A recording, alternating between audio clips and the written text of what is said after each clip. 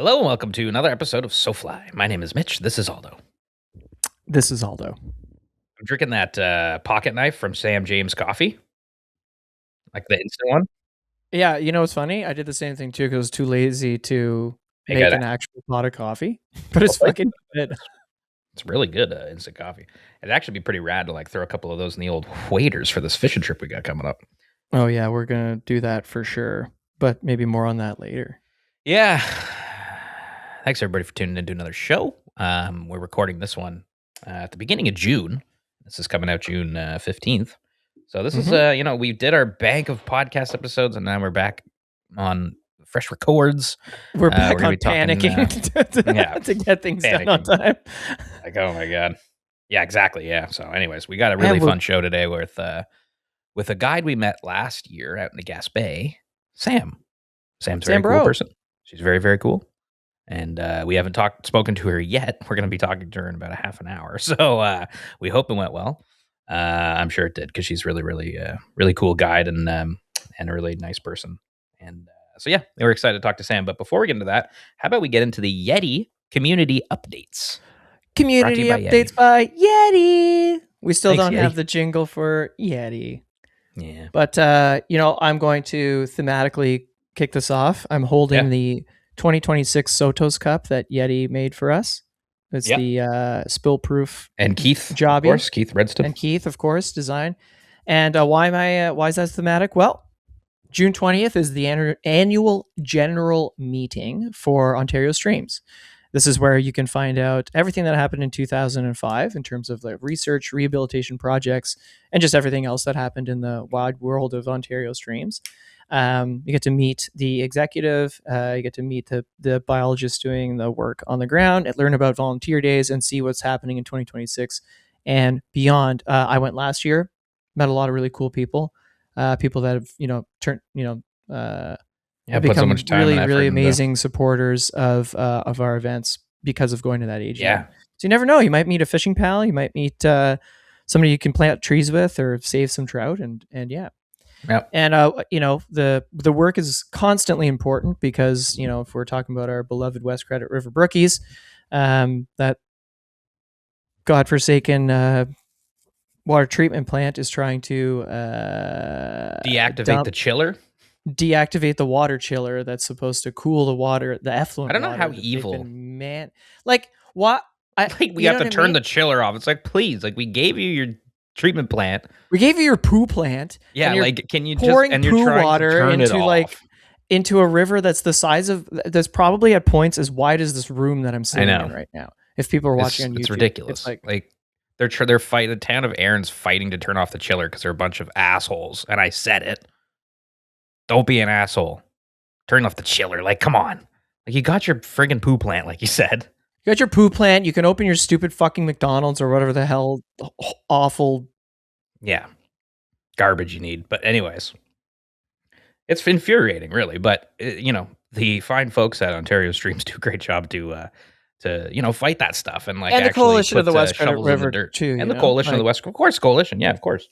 And everybody in the Greg Clark chapter, Isaac Walton, everybody, also you can check out, if you want to watch the little brookies swimming, there's the brookie live stream. There's so many puns in about a live stream camera in a stream live that, I could just you make your own puns. You make your own puns, everybody. And that's the coalition that does that, right? Yeah, it's like John and everybody. But, so if you want to watch the Brook Truck Cams, but yeah, that's kind of what I want to talk about today. We don't really have any events coming up, but yeah, the fight rages on to keep those brookies safe. And everywhere, like no brookie's safe, man. Like everybody just wants to, like you said, sprawl out and build more Walmarts. And it's like, okay, so, I think Ontario Streams and why we love supporting them is because they kind of do this broad work to, fight for every watershed and like do as much as they can to kind of like keep everything, of course the credit's up against it. That right now specifically, if you haven't heard about all that chiller stuff, maybe it's the time to get mad and start yelling at the sky and stuff. And helping out the West Coalition and Ontario Streams, but come to the AGM because you can learn more about really great work that they're doing to, help support All these And every little bit watersheds. helps. If you don't think planting one tree helps, if you don't think showing up for one thing helps, it Every does. little It thing really helps, does. man. Every $2, $5, Yeah. it's It's all better little than doing nothing too, right? little ripples make waves. Everybody. Yeah, that's right. That's right.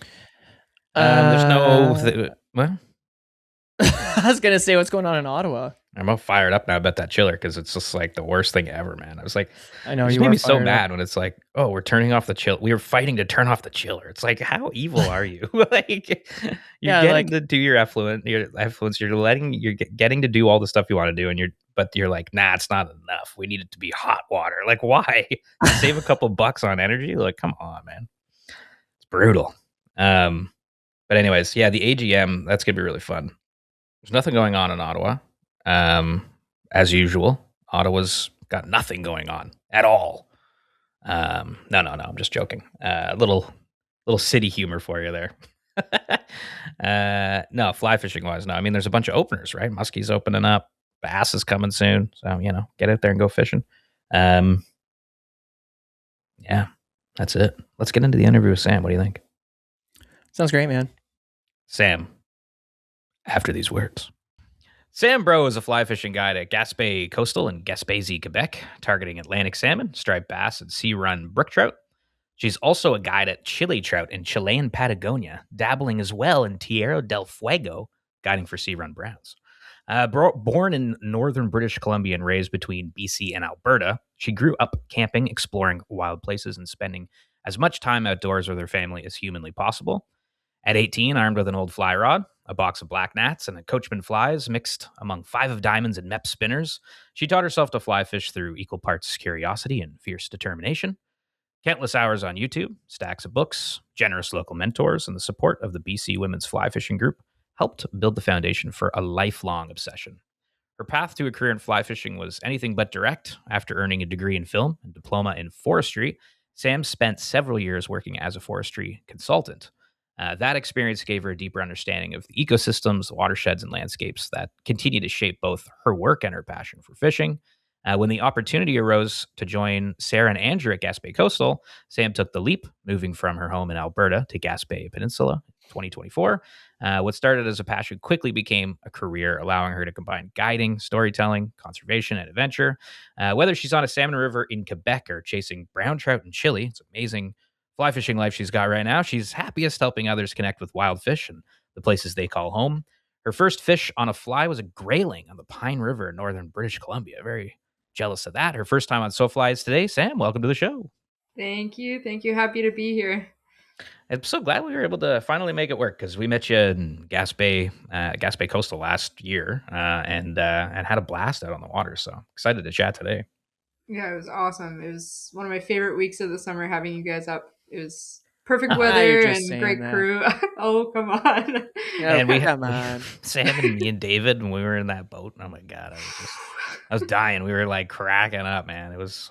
I've never laughed so hard on a skiff in my life, I don't think. Junior and I are in the other boat, like hearing you guys like howling, laughing, those guys like not across fishing. the bay. I was like, these guys aren't fucking trying to fish at all. It was like that was funny. But whatever, it's all good. It was our last day. It was awesome.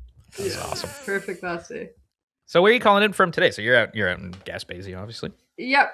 I'm in Cascapedia, St. Jules, about 30 seconds down the road from the lodge. I live very close to the lodge this year, and makes for a nice quick commute, and yeah, it's a great little town to be a part of. Oh man, it's such a cool little spot. Yeah. Season would have just kicked off, right? Salmon season, I mean. Yeah, we just had our first clients come in June 2nd. Salmon season opens June 1st in Gaspésie, and it's getting back into the swing of things is always a little bit tough, but we're seeing a few fish in here and there, and I was lucky this year for the second year in a row to get the first salmon of the lodge. That's so exciting. Yeah. I saw it going up on the wall, the cutout going up on the wall. I mean, that must have been pretty cool.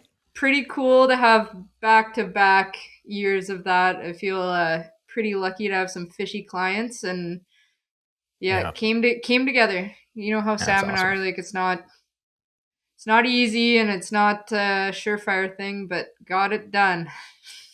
Is the salmon report wise? Is things kind of going well right now at the salmon, or is it like? Well, it's a little bit slow. I would say, it's more typical of like 10 years ago. The last Okay. 5 years have been, pretty early springs. Yeah. Yeah. And last year, especially, things warmed up very quickly. May was a little bit slow, but then June was very warm. It's still like, pretty cold. Rivers are very cold, and fish are slow to come in. I think there's about 5 or 6 fish that have been caught on the ground so far in the Wow. first Okay. week. So yeah, it's That's kind of slow. 5 or 6 fish on the ground this time of yeah. year. Yeah. I mean, for the last few years, I'd say that's pretty slow. But Okay.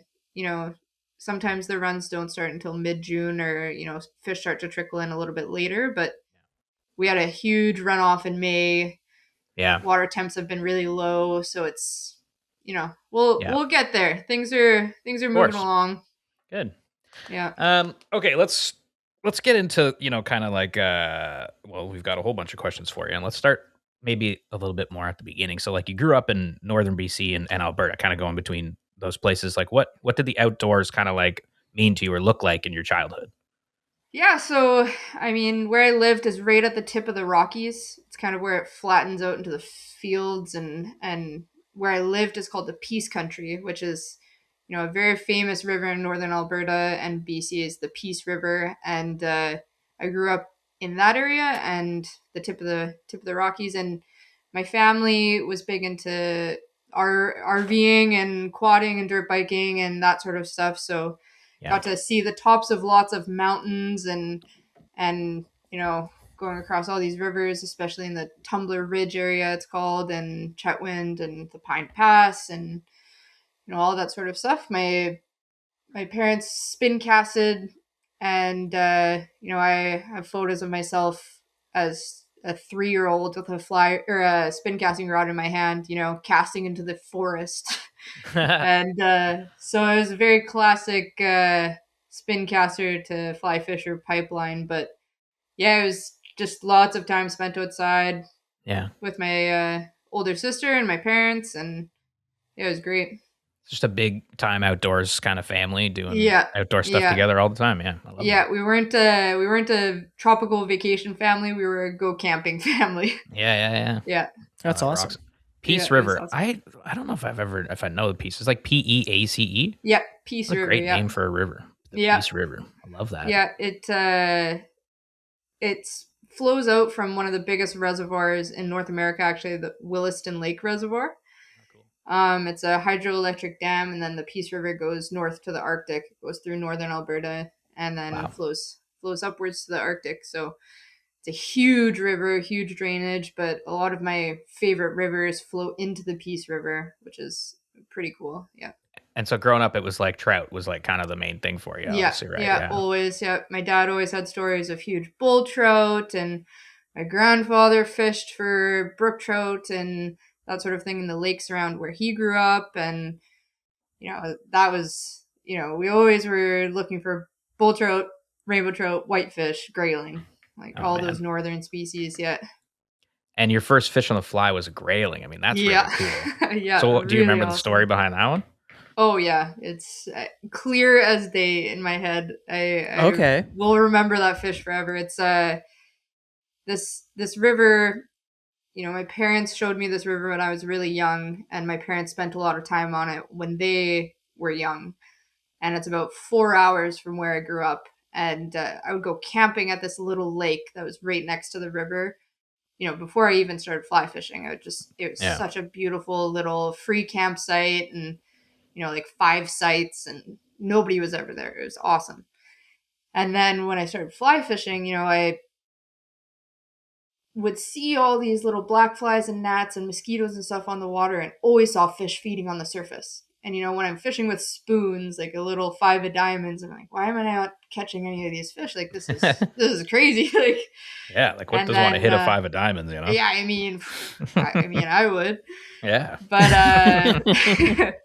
yeah, when I first started fly fishing, one of the first flies that I found was in my dad's little tackle box. He had all these little spinners, and then just like a few flies thrown in. and I always wondered what that was before I started fly fishing. And then Right. I grabbed one of those little black flies, didn't have any floating, didn't have any, anything like that. And then I just like set the fly on the top of the water. The fish weren't spooky at all. They could be 5 feet from you, and then just a grayling comes up and just smashes it. Oh. Oh my goodness, it was so, and just like a beautiful little 16-inch grayling, this huge dorsal fish. Oh, they're just, it's a magical fish. It's so and much it sounds fun. like from what I've heard of grayling, I've never caught one, but they're like generally pretty agreeable and they are like they want to hit the surface flies, and so like that would be such an awesome first fish because it's like sort of like, oh, that was exciting, that Yeah, was exactly. effective, that was cool, and just Yeah. like hooked you right away, I guess. Yeah, and very visual. Like, Yeah. Dry fly fishing is some of my favorite fishing ever. Like, if I can get a fish on top water, I'd choose that any day of the week. So the fact that it was my first fish, oof, it it was a downhill slide from there. I was hooked immediately. Oh, a grayling on the surface on a dry. I mean, that is like an epic first fish. Yeah, it was perfect. So cool. So then, you taught yourself to fly fish at 18. I guess, was that the moment where you're like, oh, I got to figure out this fly fishing thing, the grayling, that sparked the whole thing? Exactly. Because it wasn't always perfectly clear water. It wasn't always perfect conditions. And then when, I started to see fish feeding on the surface less, when things got colder, I was like, I don't really know what to do now. Like that was, I made it work with the dry flies. And then, they stopped feeding because bugs stopped hatching. So like, okay, I need to figure out what to do next. Right. And then that was, I got so into it with all these books, Jim McLennan books about Alberta in particular. And so I was just, enthralled with learning about the entomology of the rivers and what happens when they're not feeding on the surface. They go down. Okay, well, what flies does that mean? And, started putting pieces of it together in that way. Yeah. And then, from this small, northern river, I moved to Calgary for a semester of university. And then it's the Bow River, right. Big intimidating, water. Written about a ton.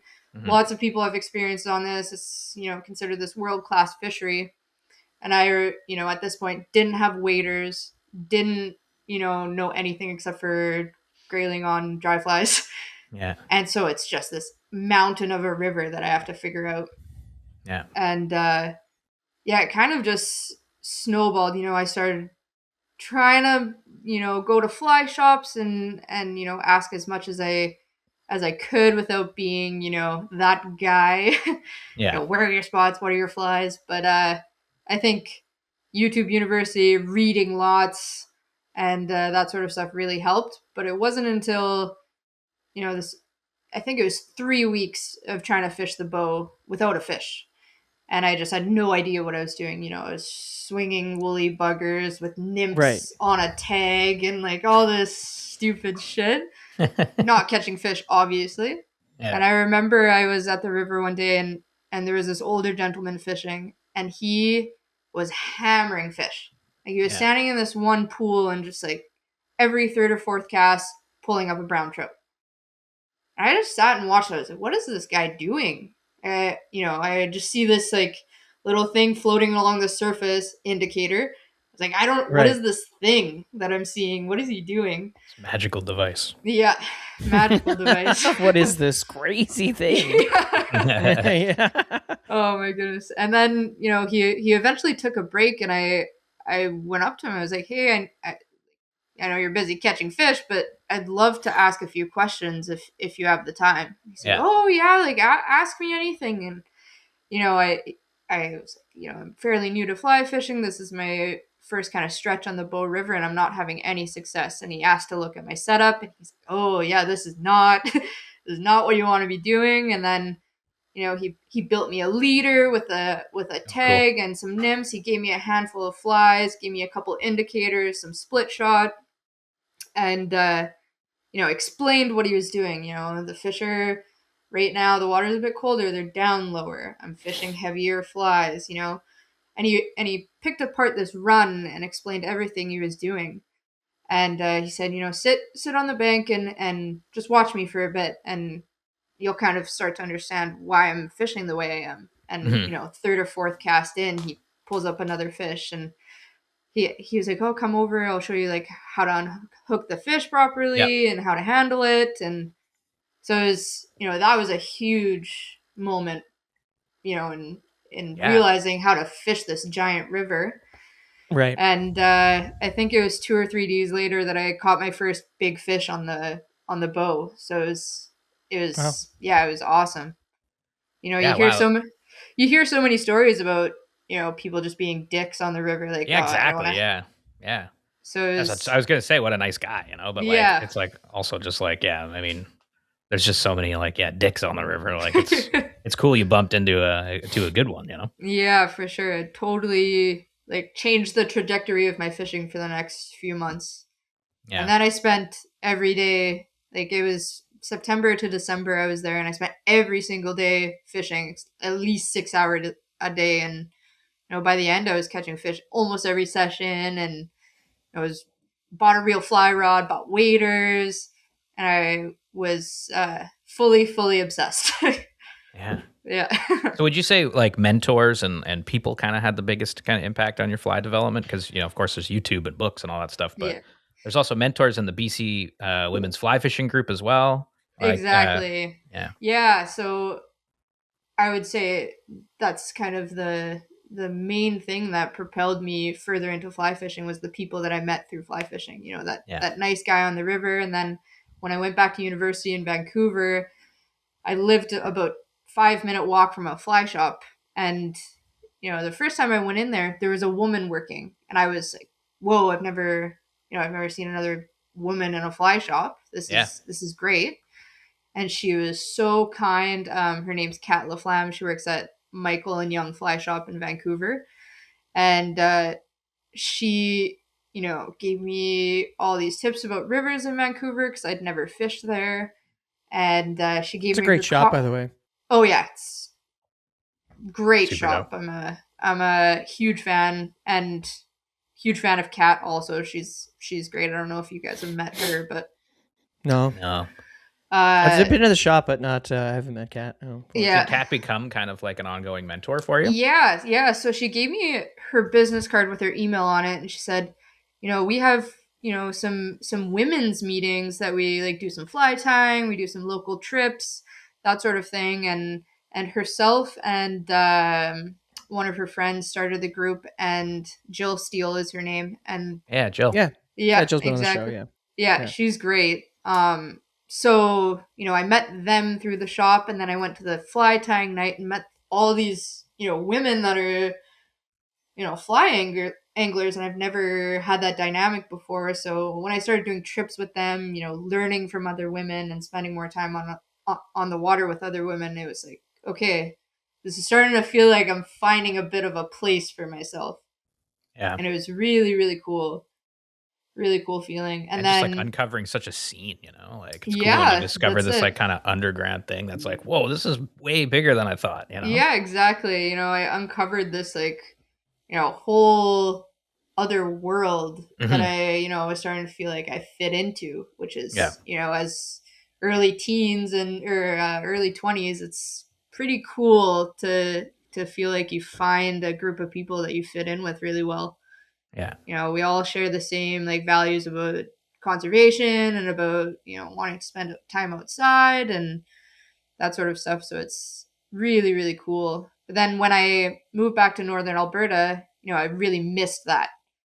Right. There's the Calgary Women's Fly Fishing Club, which is a paid membership club, but I'm 8 hours from Calgary. It's just like not a feasible thing for me to be a part of. So in 2021, I started the Alberta Women's Fly Fishing Group. Oh, cool. And there's, I think, about 600 members now from across Alberta. Wow. You were one of the founders? I'm the founder. The founder. Sorry, the founder. Wow. Sorry, my bad. No, all good. That's crazy. It's like not as formal as the Calgary Club, but connected women from Northern Alberta, Central Alberta, to do like camping trips, post photos, get tips. Yep. And then I started doing some, like on the water stuff with other women, like inviting women to camp with me, or, because at this point I've been fly fishing for 5 or so years, and I was like, you know what, I feel like I could share some knowledge and like give people confidence to get outside, like the women's group did for me. Yeah. And through that women's group, I, met Kate, who you guys met in Calgary, and she's part of the Calgary Women's Club and works for Out Fly Fishing, and met, some of my closest friends now through this group.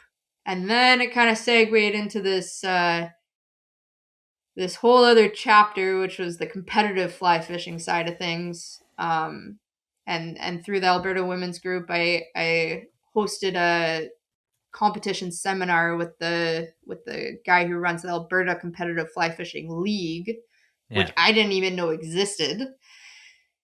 And so from that, I started competitive fly fishing. The Canadian team was just kind of being developed, the women's only side of things, and that's where I met Sarah, who's now my boss and best friend. And so it was all kind of this cool, weird staircase to where I am now, where, I really attribute my time with the BC Women's Fly Fishing Group and that sort of stuff to that. It's really cool. On a scale of 1 to 10, how tired are you?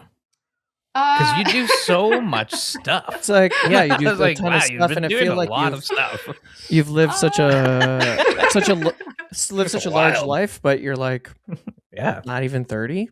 Yeah, 29. Yeah, that's incredible.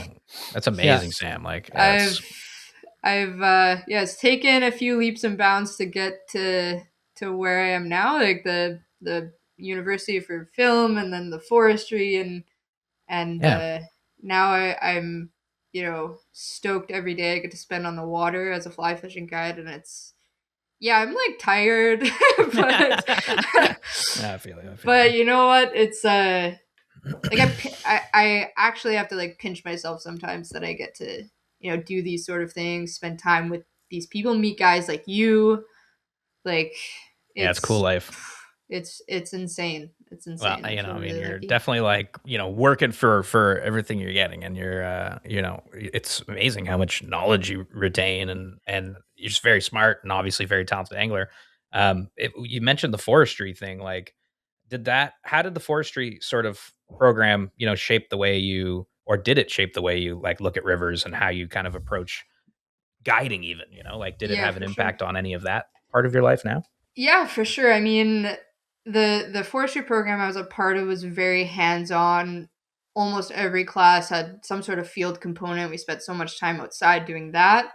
And, I felt like forestry was a way I could have a positive impact on the environment, especially Alberta environment.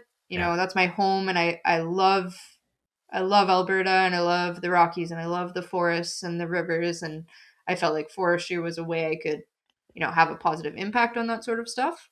Right. And what I learned was, I learned hydrology and insects and disease in forests, and, how the forests affect the rivers and all that sort of stuff. And, that just general knowledge, even though I don't remember the Latin names of any of the trees that I learned, like the foundational knowledge of how a forest and a river coexist, and, that sort of stuff is so important for understanding how, aquatic life survives, and bugs and all that sort of stuff. So, I think it's an important part of guiding and spending a time outside is learning, the environment you live in.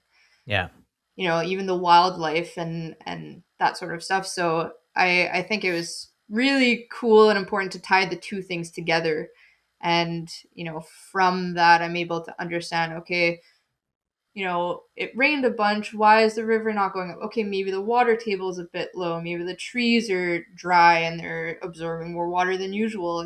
Those sort of things. It really has helped my understanding of rivers as a whole, for sure. Yeah, for sure. And also just obviously how you can approach conversations about conservation and all that stuff too, right? Like when you have a holistic idea of everything. Like a 360 approach to... Exactly. Especially rivers that run through forests or whatever. Exactly. Yeah. And, understanding it's kind of a tough position to be in because I understand the economic and kind of overreaching reasons for, deforestation and I'm able to have like a educated and Totally. semi unbiased conversation with clients about, clear cutting and the reason they do things a certain way within forestry. So I think that's important too. Like, there's a balance within everything. We have to unfortunately cut forests to make products that we need. Yeah. And it's just like, having an understanding and be able to notice, this is done well, so this river can thrive, or this is done poorly, so it's going to negatively affect the river. And to be able to talk to both sides of the argument, because like personally, I just get mad about, you know what I mean? When like we're building, well, for us, it was the Credit River building like a discharge plant so that they could build more houses, and it's going to just potentially destroy this river and all this stuff. And I just get mad at them, but like having people like you who can sort of speak to both sides and explain why and stuff, I feel like that's pretty crucial, Yeah, for sure. Like obviously it's a line that's being pushed constantly now, and it's unfortunate, and there's lots of things obviously I don't agree with, but I try to, understand why companies like that do a certain thing or why forests are being managed in a certain way. And obviously all the time it's kind of a tough subject, but it's a good one to be a part of for sure. Oh, for sure. Yeah, it's tough. You have to balance, like there's obviously the human equation of everything. And then, I mean, eventually you cut down enough forests, it's going to affect us anyway. That's it. Yeah, exactly. Cut down enough forests, build enough mines, it's going to do bad things. Yeah, I know. I don't know. Okay, well, we could talk about that forever. We could talk about that, like forever. Moving from Alberta to the Gaspé, maybe we chat about that now, because that's obviously like a huge life change for you. I'm kind of mixed up in the timeline here. So,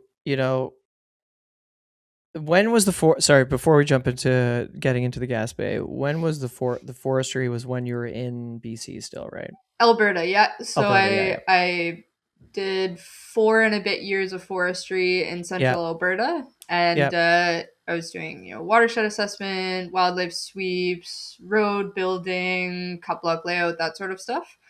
And I was working a pretty physically demanding job for 3 of those years, 3 or more of those years, and I was burnt out, decided to make a bit of a career change within forestry to do consulting. And I was consulting for utility company, and I was working, projects that were 12 hours away from home, 14 days on. It was like totally miserable. And I remember one day, I called Sarah to just like chat about how miserable I was. And this was right around the time Sarah and Andrew had just bought the lodge. Mm-hmm. And, I was like, I am this close to quitting my job. Like, and I had already planned a trip to Quebec that summer. I was like, can I come a bit early or stay a bit late? Like, I need a change of scenery. This can't be what I'm doing forever. Yeah. And she's like, you know what? Let me talk to Andrew, see if we can work something out. Like, at that time, she was doing the renovations on the lodge herself. Everyone else was guiding, so she was kind of like had this huge project that she was doing on her own, and it worked out. She got back to me in the next couple of days. She's like, "Yeah, we can do kind of a trial period here, 8 weeks.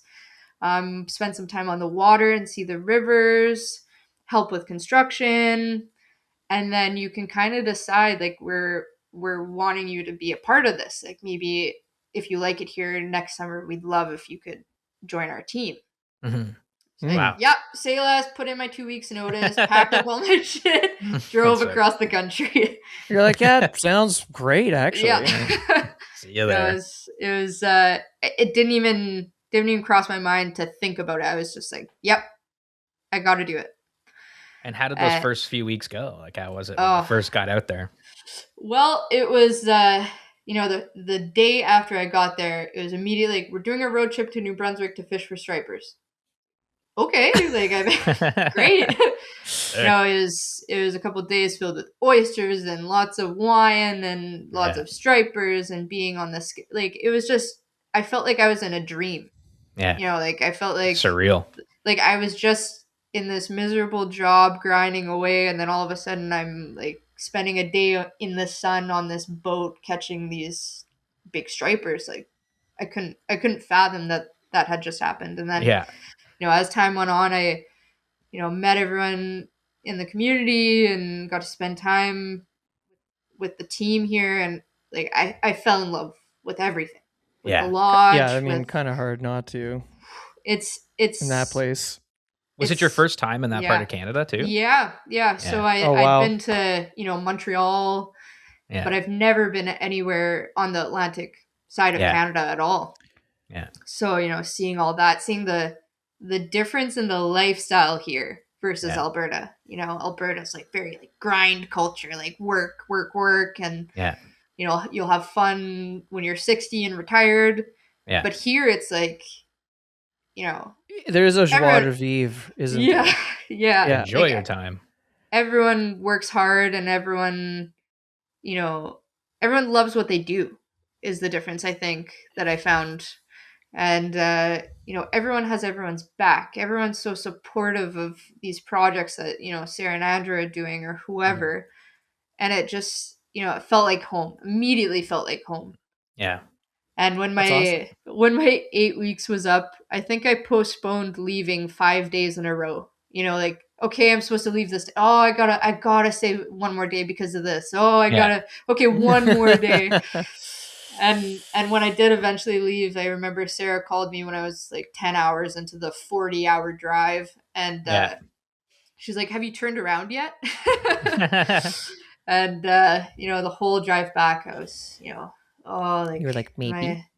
Am I actually gonna make the move across the country? Am I gonna do this? This seems crazy. My whole life is in Alberta. I've built a bit of a career there. My family's there. Yeah. But I've never felt something so visceral like that. Like, I needed to move to Quebec, and it needed to be now. Like 2 weeks later, I think it was 2 or 3 weeks later, I moved. Yeah. And that's amazing. Yeah, it was. It's so exciting too. Yeah. Yeah, it is exciting. Do you speak French, Sam? I can't remember if we talked about this. Petit peu. Oui. Oui. Striped bass. Yeah, it's that's funny. Constant battle with the French. My last name suggests otherwise, but I was gonna say because you look at your last name and you're like, that's a lot of vowels, and you're like, that should be I think it's cool though, because I think a lot of people are like, I don't want to move to Quebec because I can't speak French, so I can't do that. But like, you can, and like you can find your place in the community, and you can also learn, Yeah, exactly. I really am trying. Everyone talks to me in French. I can understand a lot. It's just the talking back part that's a bit of a hurdle still. But like everyone's this part of the peninsula is pretty English speaking just because of the salmon lodges. Like lots of the clients are American, so people have kind of had to adapt to the English language, which works out great for me. But no, it's constantly trying to learn French. It's just it's hard. It's hard. Yeah, it is just such a place where you're like, because when we were there, it's like, should I move here? You're like, should we just all live here and like eat lobster? I totally get that. You're like, and striped bass fish and salmon. Yeah, that's it. So okay, like you moved to the Gaspé. You are obviously you're a very adept angler. You're a competitive angler, fishing, guiding trout, understanding trout forests. What intimidated you more, guiding getting used to Atlantic salmon guiding or pulling a skiff? Oh boy. Because at Gaspé Coastal, you like a lot of guides in the Gaspé, they're doing one thing, right? Salmon. But you guys at that lodge, you got to wear two hats, and you're wearing kind of three hats because you're Yeah. trying to pioneer this Sea Run Brookie program, right? So which is Exactly, like yeah. a lot of scouting, as I Yeah. learned firsthand. Yeah. That one day Yeah, you and I went oh, out. geez. But yeah, what like jumping into Gaspé Coastal, were you like, oh shit, I got to wrap my head around the ocean, a river with migratory fish that don't eat flies Yeah. pretty much ever, and then are, you know, maybe there's Sea Run Brookies, I don't know, you know? Yeah, that's Like, it. yeah, what was going through your head first? Well, Sea Run Brookies, I was stoked. Like, the Yeah. prospect of getting to find out what's going on in a fishery, try to find fish, try to find different rivers, like that is the most exciting part of fly fishing for me, is the exploration part. Then the salmon, very intimidating. Listened to tons of podcasts and read lots of books about Atlantic salmon. And the moral of Atlantic salmon that I gathered was they're gonna crush your soul. And so I was like, okay, like how am I gonna navigate that? Because trout are pretty agreeable, and I'd never really fished for anadromous fish before. Yeah. But the toughest thing is the mental part of it, like understanding the expectation of fish versus the reality of a salmon fishery. Like learning the actual techniques. I'm really lucky in that I got to learn from Alex Millay, Glenn Harrison, like all these other guides that work at Gaspé Coastal that are insanely talented guides and anglers. So the technique part of it was, I had a fast track to that, really lucky in that way. But it was the, taking clients out and not putting pressure on myself or them to catch a fish. Because that's not what salmon fishing is. You're not, I mean, it is, but in a way it's the encompassing experience versus, the expectation of catching a fish. And there's that general like acceptance of like, yeah, we're probably not going to catch anything, you know? Yeah. So there's like, yeah. And the nice thing is people that are coming here understand that for the most part.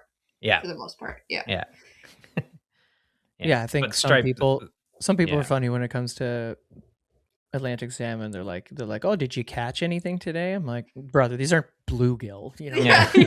I could be in No, a pool that's of 10,000 salmon and not catch Yeah. one if That's they it. decide not to eat. You know, Or the Yeah. people that are like, oh, well, in Iceland, oh, well, in Ireland, like, it's like, oh, well, you're not in Iceland, so Yeah. I don't know what to say. Yeah. But yeah, the striper fishing, it's cool that right away when I got here, I got to, it was in full swing because I came in July and August, and salmon kind of slows down. We start spending more time on the skiff. Yeah. So I just got to, watch the polling and watch how, they looked at the flats. And I mean, I love sight fishing. It's, a skill that I have from trout fishing. So it was, quick to learn kind of how you look for them. The polling, tough as hell. Pulling a canoe also insanely scary. Yeah. But really fun skill to have. And I think just the thing about striper fishing for me was that it forced me to hone all my skills. Striper fishing, you have to be quick in your cast, you have to make accurate casts, you have to cast in the wind, and that's all saltwater stuff that I'd never done before. Right. And so that part of it, and relaying that sort of baseline skill level set that a person needs to have, relaying that information to clients was kind of a learning curve for sure, but really fun part of getting to do this job is getting to guide for stripers. It's such a cool fishery.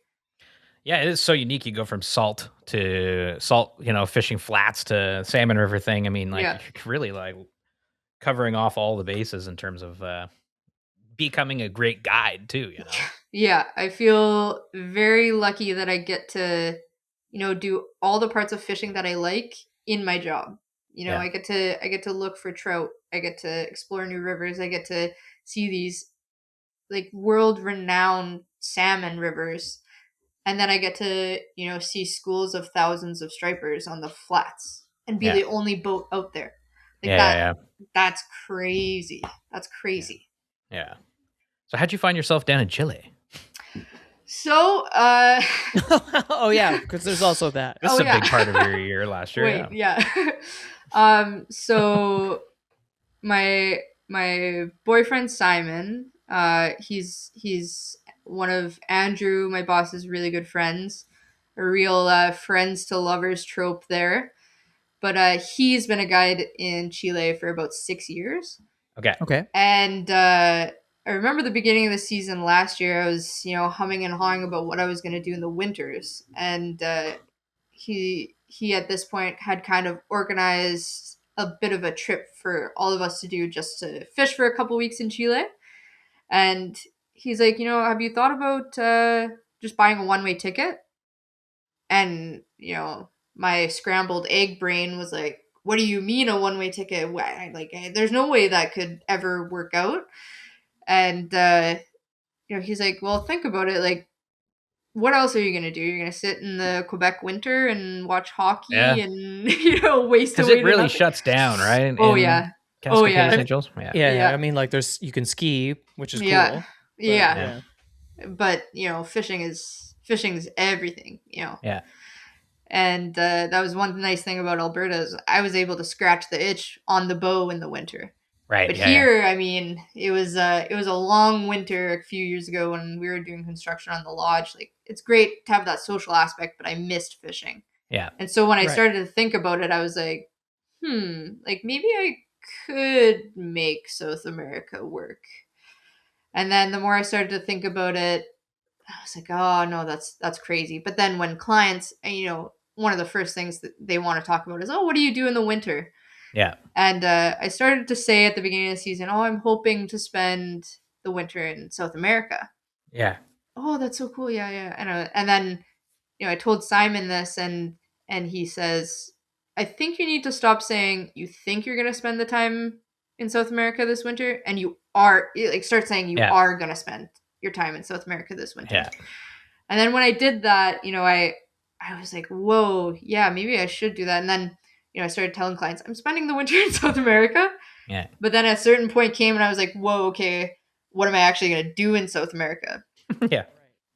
And it worked out that I met the owner of a lodge from Tierra del Fuego.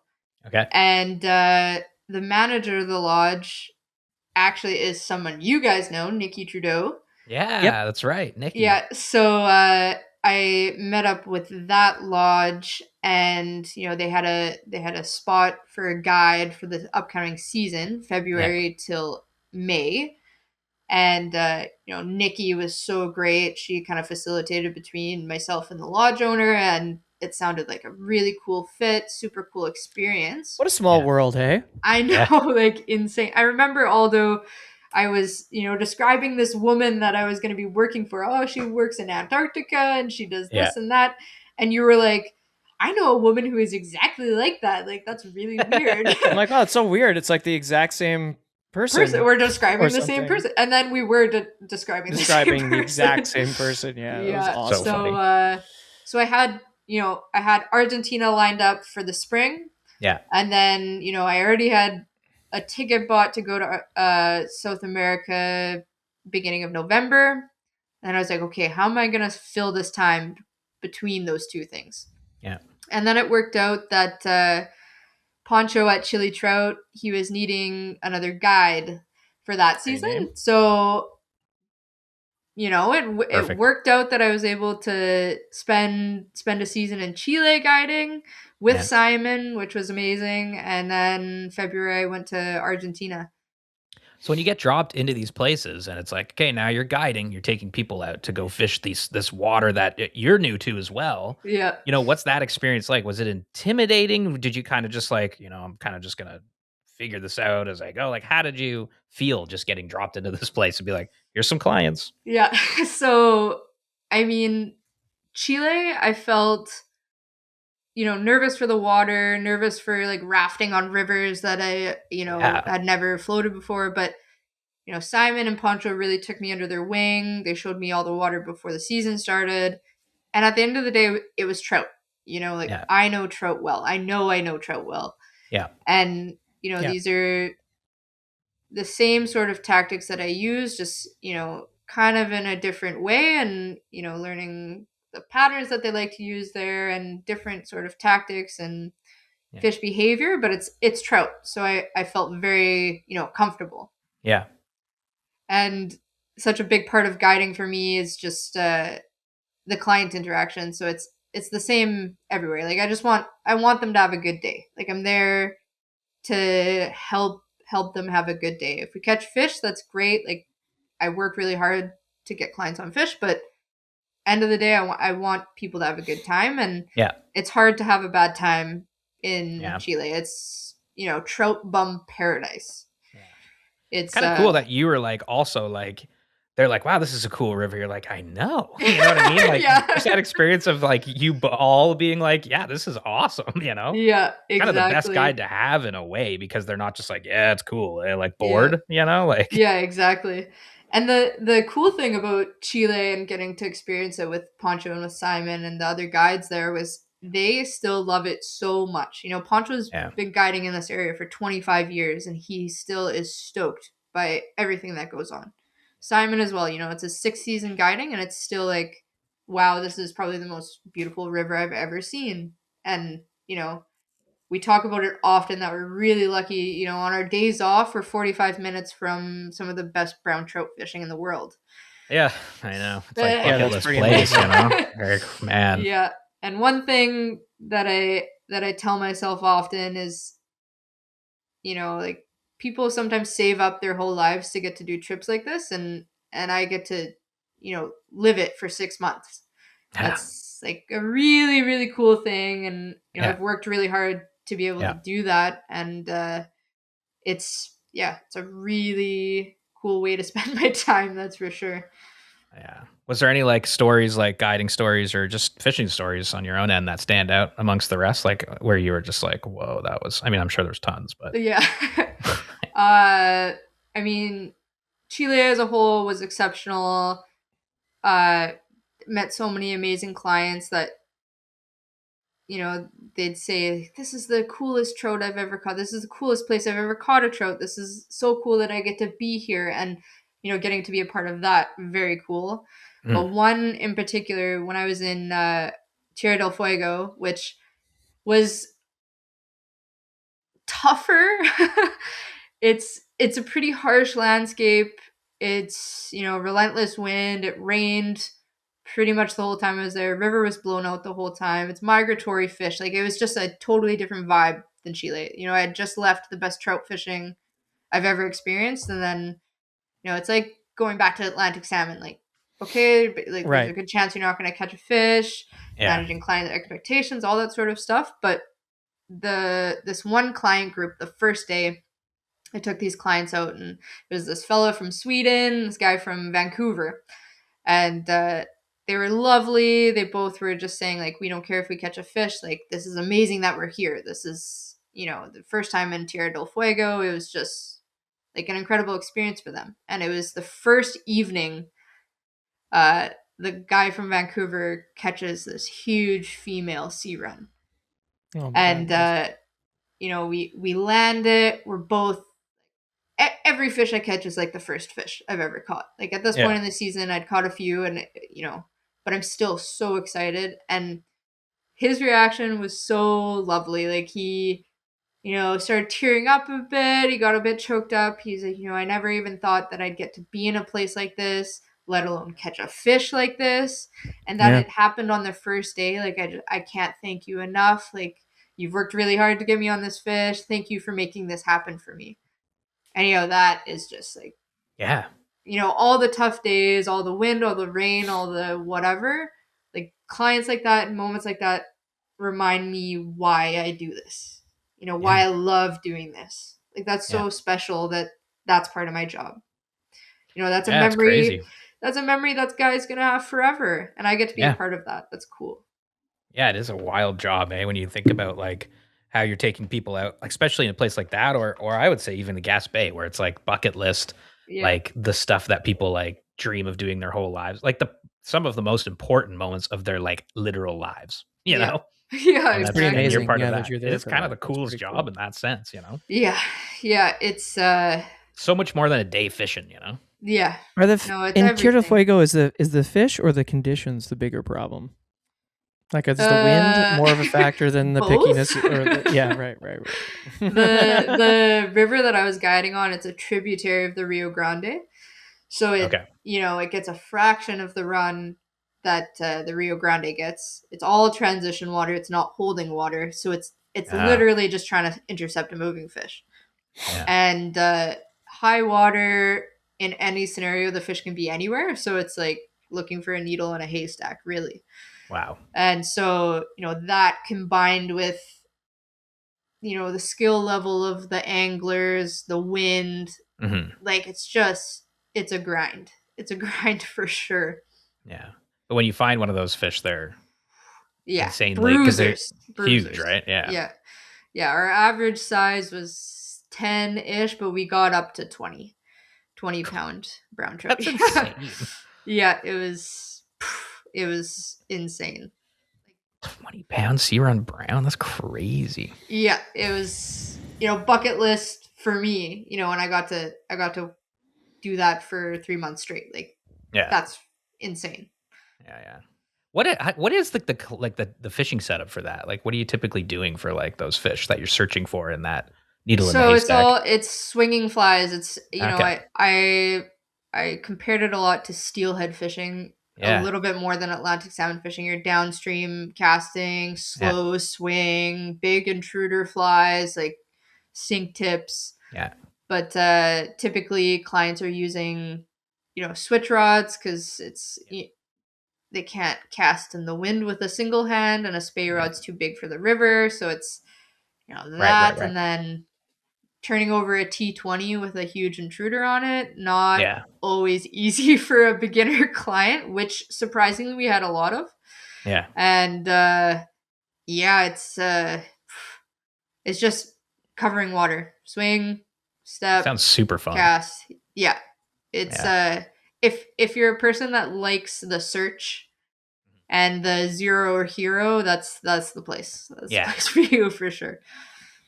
Yeah. I mean, that's like basically steelhead fishing down there and for giant browns. I mean, that sounds like I get that why that would be exciting. Yeah, Yeah. yeah, Jeez. exactly.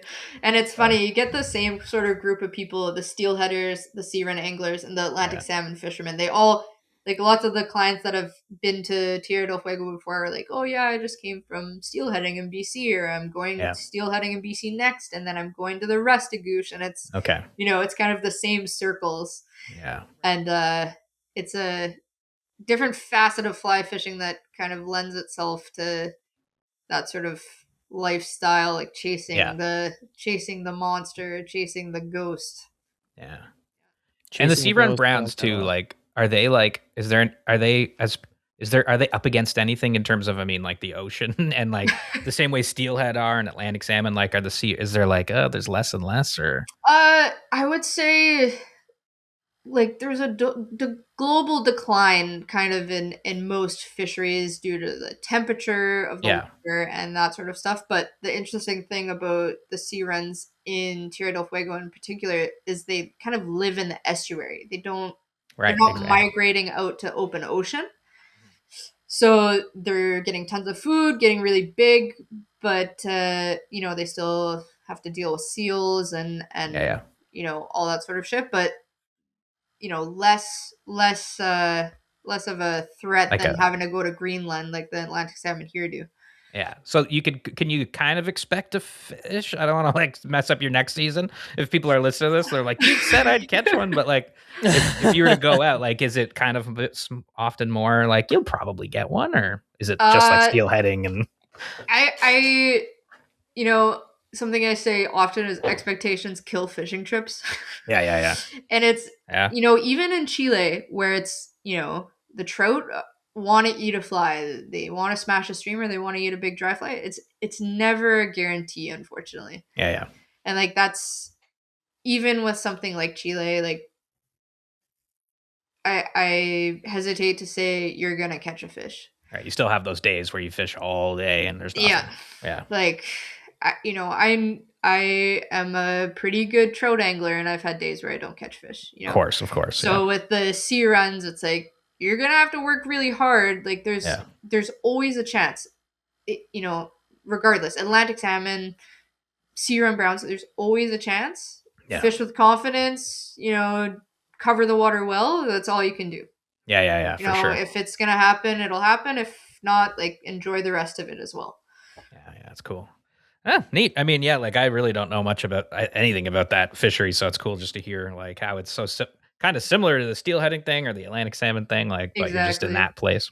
Really neat. And to go back to what you were saying about being dropped into a place and kind of just having to figure out what to do, like Tierra del Fuego was way more difficult in that sense. But luckily I had the Atlantic salmon to draw on. Yeah. I was like, okay, that's an anadromous fish. They behave kind of similarly. Yeah. And I was able to take what Sarah and Andrew and Glenn and Alex and all these people have taught me. Yeah. And be able to use that information on a new fishery, because I kind of like, it was like I arrived and the next day I guided. So it was like, okay, I'm going to have to learn this very quickly. And a couple hours. Yeah. That's awesome. Yeah. Dang, what a crazy cool life you've got going, Sam. Oh my God. It's wild. It's pretty cool. Yeah. I'm really stoked for this. I'm stoked I, already have a fish on the board this year. And yeah, that's awesome. It's insane, especially with the conditions, and I'm looking forward to the rest of the season. And next winter, the season in Argentina was tough. I'm glad I did it, but I won't be going back to Argentina. But I'm spending next winter in Chile again, so I'm really looking forward to that too. Amazing. That's great. Okay, we've got 5 more questions for you just to round out the show. It's the same 5 questions we ask like every guest we've pretty much ever had on. It's called Mitchie's Fishies 5. And the first one is, what is your favorite fish and why? If you had to pick a favorite fish, what would it be? Ooh. Oh, that's really hard. Yeah, and you're like such a multi-species angler. Like you really are all over the place. So does everyone have a hard time with this one? Yeah, except for Tom Rosenbauer, who just said anything but largemouth bass. And we're like, what's wrong with largemouth bass? And he's like, I hate those stupid things. We're like, why? He really hates largies for some reason. Fair. Yeah, I've gotten to do so much. But, I got to go back to my roots. I would say bull trout, favorite fish to target. They're sharks. Amazing. They're friggin' sharks. They're so much fun. Yeah. I love it. If you could fish anywhere in the world right now, assuming you'd have like the perfect conditions and it would be like an amazing fishing trip, where would you go and why? This one's hard too. I would want, like, if I got to choose today, I would want to go back to Chile and float the Paloma and fish for brown trout on the Paloma River. Oh, man. That's like my favorite place I've ever gotten to float, and it's so beautiful, and the fish. Oh my goodness! Which river was that again? Chills. The Paloma River in Chile. Yeah. Okay, good to know. Yeah. We've heard Patagonia before and things like that, but we haven't heard of specific river per se. Yeah. So. Yeah. Everybody write that down. Paloma. Flood the Paloma. Yeah. Also a great drink. Yeah. Imagine having Palomas on the Paloma. Oh my God. Oh my goodness. Match made in heaven. That's a moment. For real. What's one of your favorite fishing memories of all time? If you had to pick one memory that stands out above all of the rest. And you've lived a lot in your short life. Yeah. This is so hard. These are such hard questions. This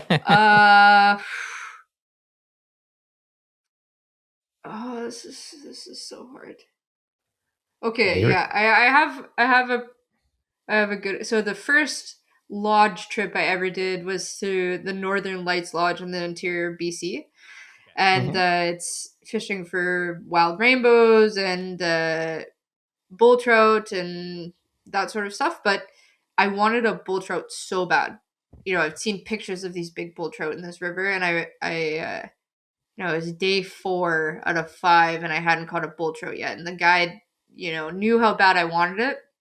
And he's like, okay, you and me, we're going out today. We're doing a bull trout specific mission. And he worked so hard to get us into, like, drove down this trail with this, just trees, scratching the side of the truck. We barely made it through. And then, we get to this, insane river, and he's like, if you make a cast, you're gonna catch a bull trout here. And it was like, 10 casts in. And of course, I'm like, that kind of sounds like a curse, but but yeah, like 10 casts in, I catch this huge bull trout, and I cried, and it was just like, I cry over fish often. It's like sounds, but no, that probably is one of the most special fish I ever caught. I wanted that fish so bad, and the guide worked really hard to get me on that fish, and it was, oh, that's so good. Yeah. That is so good. Yeah, bull trout looks so cool. I gotta try going for one of those guys. Yeah. Okay, why do you fly fish this number 4? Why do you keep going back up there? Fly fishing is everything. Like, the time I get to spend on the water, it's one of the only times that I'm not thinking about other things. Yeah. I'm just there. I'm, in these beautiful places that I get to experience, and it, takes out the noise for me. Yeah. And I think one of the best things besides that is the community that I've gotten to become a part of because of fly fishing. And it's my best friends, it's my family now. Like, I just feel very lucky that I get to do what I love with people that love it as much as I do, and we all share the same values about conservation and time on the water and stuff. And I think that is, takes a while to feel like you're sliding the puzzle piece into the right place. Yeah. And with fly fishing, I clicked the piece in. And I think that's just, like, I'm so thankful for fly fishing every day. Yeah. It's taken me to some pretty cool places, and I've gotten to do some pretty cool things because of it. Yeah. It's your whole life, and like, people don't get that when you tell them, like, you have no idea, like, how passionate people are about fly fishing, Yeah. Like, and for you, it's like literally everything you do right now. Everything, yeah. Cool. Yeah. So awesome. No, it's awesome. Okay, the number 5, Mitchie's Fishy's 5, last one is, if you were a fly, what would you be? What fly pattern best represents you, and why?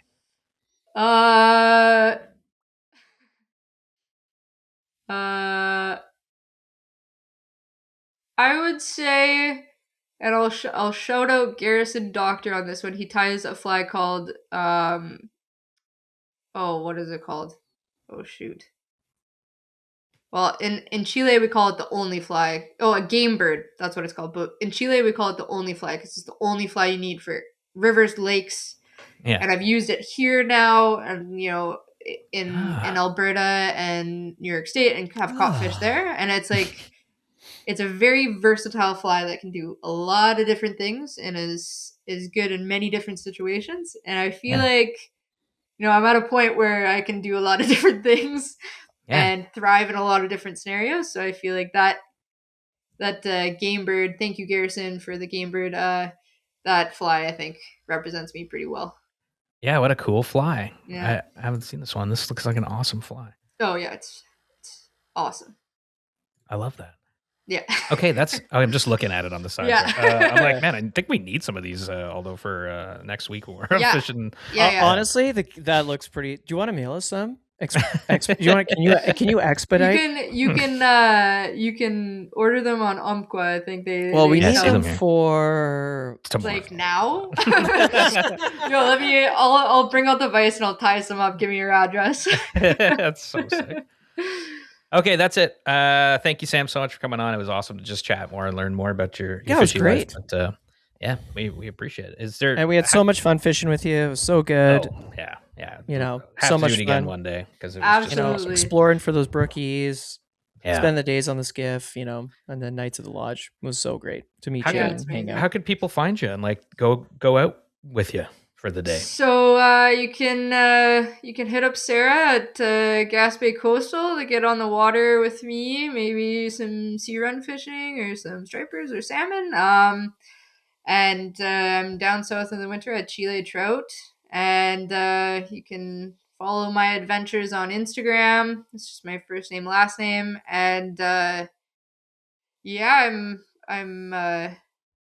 stoked to be all those places, and the more people I can meet and take out to those places, like, the better. I can't say enough for the places I get to work. It's awesome. Okay, thank you so much for coming on, Sam. We'll put links to all that stuff in the show notes too, and have a good one. Thank you so much, guys. Had such a blast. And that was Sam, everybody. Wow, what a show. Of course, we don't know how it went yet because, like we said, we haven't recorded with her yet. We're talking to her in 15 minutes. But, yeah. What do we got going on? We're going up north in a couple days. That's why we're getting this, What are we calling this section of the show? Like the outro section? Yeah. I don't know. The fishing report. Fishing report. Presented by Muskoka Brewery. Now, what are you cracking over there? Well, bud, they made a hard iced tea and vodka. That's what you went for, not like a veer. I mean, it is 9:45. I know, but I'm just so excited. I want to try it out. I was I know, it is. I didn't. Kira, our awesome connect over at Muskoka, who's been, Kira's essential in setting up the live podcast with Jim Baird, which was awesome, and obviously all the support. Kira's best. If you won a prize from Muskoka, Kira sent it to you. So thanks, Kira. But yeah, I noticed that Muskoka Spirits here, Muskoka Brewery's got a lemon iced tea and vodka, and I was like, hello. Yeah, that's good stuff, man. And it's a little bit carbonated. Tasty. You have some. So, yeah, you got some more of those you're bringing up to the trip we're going on in a couple days. Yeah, I think that's the fishing report because I don't know if I've been fishing since the last time we spoke because the restaurant's eaten my life. Yeah, it's just in Montreal the whole time we spoke. So yeah, I haven't fished either. But we're going fishing, so that could be part of our fishing report.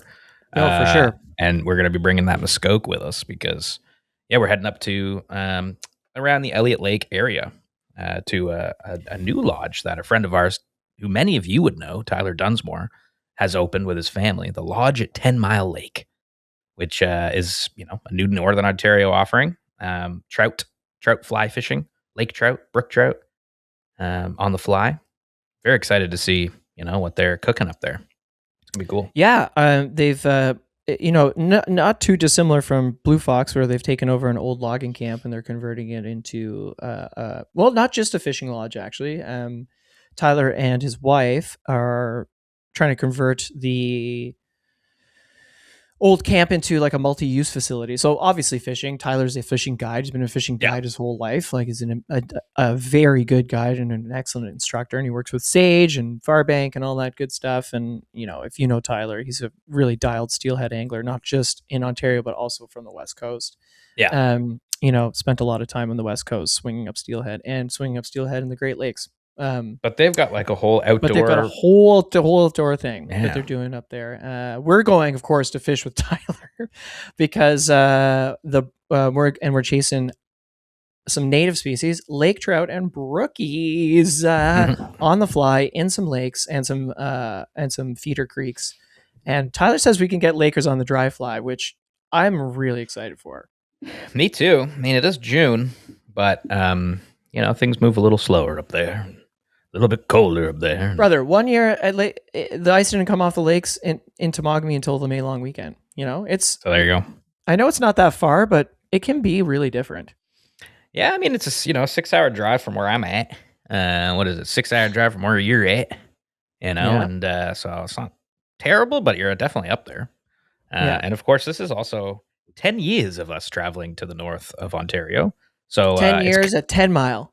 Yeah. Oh man, I didn't even realize that until just now. That's crazy. It is kind of a special thing for us. We're going to talk about it probably a bunch because it's fun for us. And, it's going to be a cool trip just because it's celebrating a decade of these trips up to Northern Ontario every year. So I think we're in for a fun one, hopefully.